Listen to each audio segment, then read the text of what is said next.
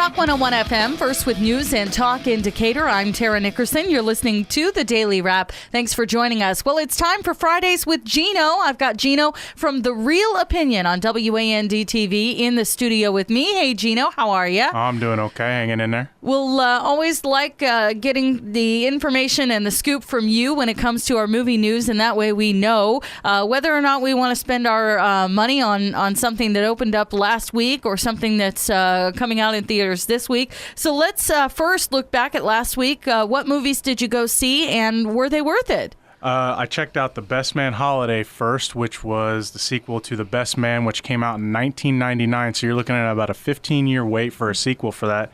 And I actually have to say I enjoyed it more than the first one. Not saying I didn't like the first one, but the first one had the problems they were facing. I like to consider them, it was almost like privileged first world problems. Yeah. Because they were all, they all were wealthy, and it was just kind of, they had some petty stuff going on. This one actually dealt with a more serious issue, was the overall story arc, and it kind of made you invest in the characters a little more. Plus, I found this one a little more funnier. Terrence Howard was hilarious. I'm usually not a big fan of his. I think he's okay, but this one, he was the best part of the movie. Oh, fantastic. So people might want to go check that out this week. It is worth the money. What else did you see last week? 12 Years a Slave. I have to say that though I really like this movie, it is one of the most brutal things I've ever seen in my life. And I'm talking the violence was along the lines of Passion of the Christ type violent when it came to the treatment of slaves. Had some great performances in it. A lot of smaller performances from Paul Giamatti, Benedict Cumberbatch, Paul Dano.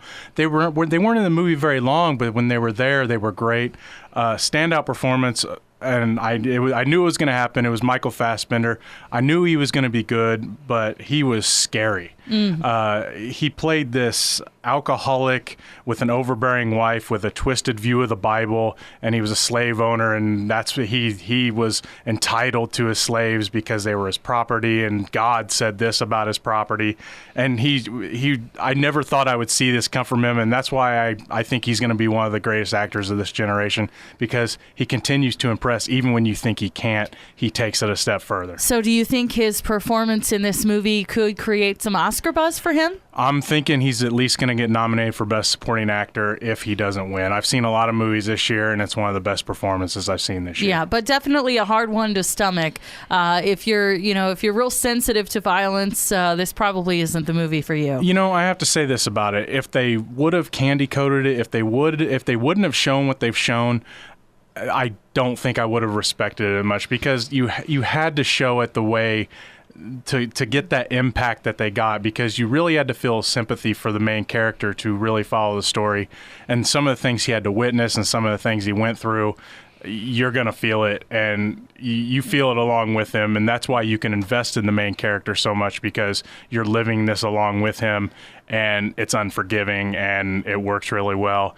I'm not going to instantly say it's Best Picture of the Year, but it's definitely making my list probably to be Best Picture of the Year. And is this one that's going to be eventually more widely distributed, or do you think people are going to have a harder time finding it? It's kind of on the mid right now. I'm not sure if the Avon kept it an extra week. I know they were only supposed to have it a week. Springfield's got it. Bloomington's got it.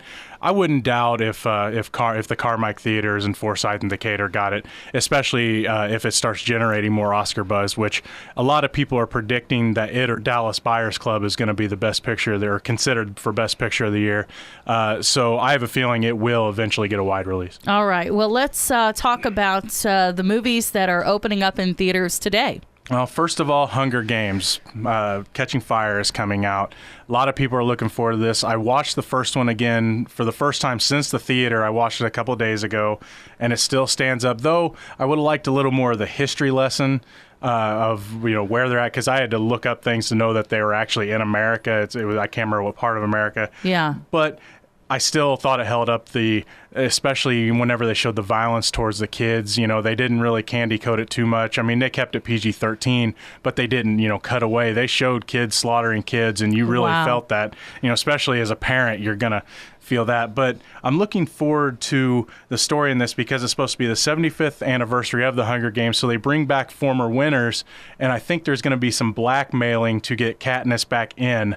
And I've never read the book, so I don't know what happens, but they're going to blackmail her to get back in the games, and you get to see her start to become the symbol of hope so they can, the people can free themselves away from the Capitol. And I think this is one that for those out there that are passionate about it because they have read the books, I heard, some disappointment initially when the first one came out.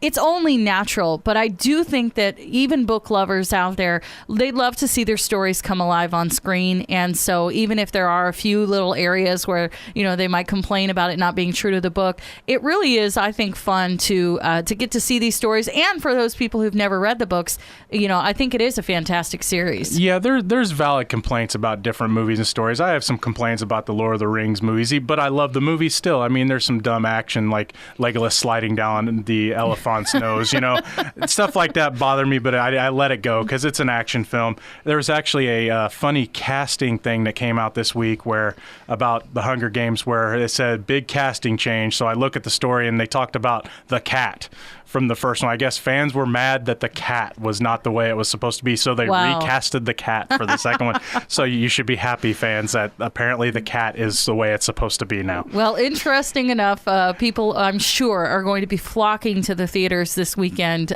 for the Hunger Games. Oh, it's guaranteed top of the box office. No doubt. A lot of people are predicting it's going to be the movie that makes the most money this year. Wow. And so what else is coming up today as far as new releases? Vince Vaughn's movie will kind of probably get forgotten this weekend. It's called Delivery Man. Of course, it's Vince Vaughn, so he's going to be an underachiever that has lessons to learn because that's about 99% of Vince Vaughn's movies. At least a lot of them are at least entertaining. He plays the same role, but that's what Vince Vaughn does. He finds out he has over 500 kids because there was a mix-up at a fraternity clinic. So, it's like 533 kids, and some of the kids sue that they want to meet who their father is. And it's about him learning to become a better man. He finds out who some of the kids are, and he goes and he tries to meet them, and he tries to decide if he wants to reveal himself to them. So I'm hoping it'll be funny. The previews look funny. It's not going to beat the Hunger Games. It's not even going to be close, but it could be still an entertaining film. If you're looking for something more along the comedic side, it's probably going to be the better choice over the Hunger Games. But you're right. I think it's probably going to get very little notice this weekend in comparison.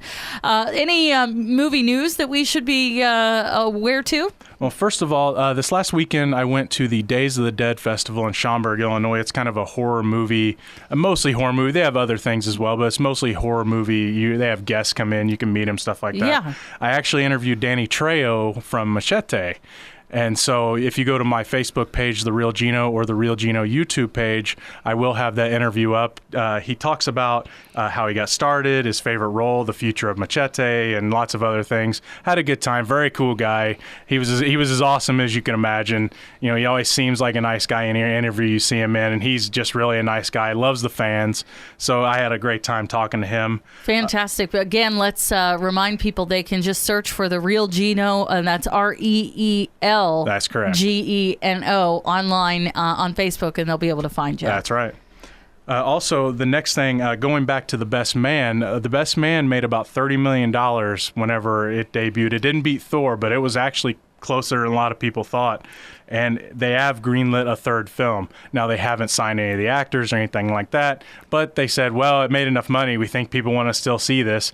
I honestly don't think they should. I think they should have left it alone, but they did have an open ending after the credits. Yeah. And it was kind of just funny, but if they would leave it alone, it'd be okay. But if they continue it, it better be pretty clever because it'd be hard to top what they did in this last one. It'll be interesting to see what direction they go with a third Best Man. Any other news headlines? Yeah, the last thing I have, they've released a couple of sequel release dates. First of all, Dumb and Dumber 2. That's T.O. because it's Dumb and Dumber. It comes out November 14th, 2014. It took them a long time to get this. They got the Farrelly brothers back. They had Jim Carrey. They had Jeff Daniels. Jim Carrey got mad and he quit. He came back. So they finally have started filming. They finally have a release date, which is November 14th, 2014. Also, Insidious Chapter 3. It did very well at the box office. Insidious 1 was really good. Insidious 2, not as creative, but still pretty fun. I was happy they're coming out with a third one. It comes out April 3rd, 2015. There has been no other real details on what it's going to be about, but they were kind of quiet about part 2, and I'm glad they did, because that's what made it entertaining, because you didn't really know what you were going to expect. Yeah, well, fantastic. Some things for people to look forward to. Always appreciate getting the scoop when it comes to our movie news. And again, it's The Real Geno. You can search for him on Facebook, and of course you can watch him on WAND TV as well. Fridays with Geno on the Daily Wrap. Thanks again for being here. Thank you, Tara. This is Talk 101 FM.